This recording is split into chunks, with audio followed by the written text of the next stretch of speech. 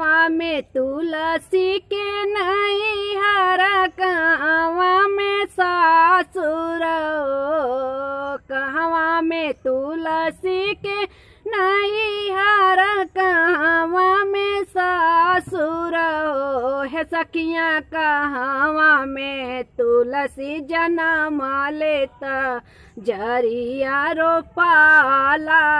हो है सखियाँ कहवा में तुलसी जन्म लेता के जरी रोपेला हो गोकुला में तुलसी के नैहर मथुरा में सासुर हो गोकुला में तुलसी के नैहर मथुरा में सासुर हो है सखियाँ पूरे खेत तुलसी